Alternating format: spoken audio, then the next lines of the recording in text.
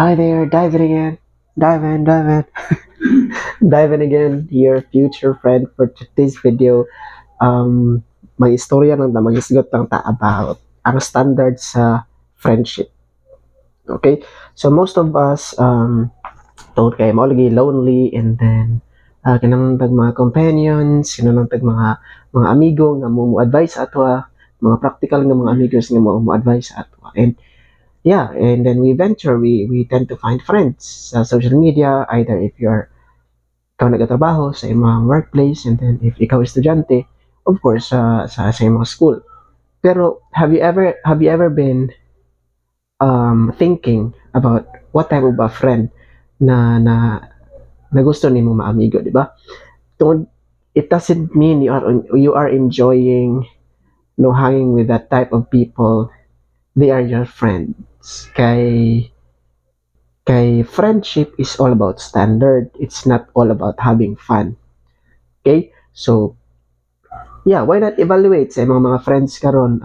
Are they helping you to view different perspective? Are they helping you to grow? Or they're just a type of friends na kanang mauban lang nimo sila sa mga lingaw-lingaw.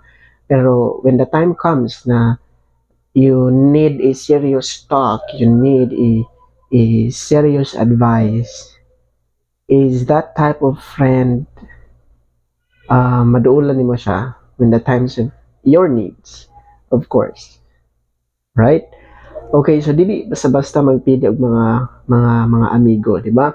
So ang Bible nagaingon na bad company corrupt good characters. So do not tell me na if ikaw is buotan kay ka klase na tao, unya imo mga friends kay mga kanang, let's just say lain nga word, pero mga sagoy or mga sirok. Ibutan na lang na to ana para mas klaro. Oo. So, what do you think? No, unsay mo makuha sa ilaha pag inana ang mga type of friends na imuhang. So of course, maybe not totally na maawat yung ka sa ilaha, but na portion sa ilahang upbringing or sa ilahang character nga makuha pud nimo siya. Tingnan na rin ka kala dili mo ko inani bay. Oo, dili man ko kanang tigpamikil og istorya sa una, pero karon kay murag kapamikil kag istorya. Oo. So really we really need to evaluate no our peers and our friends.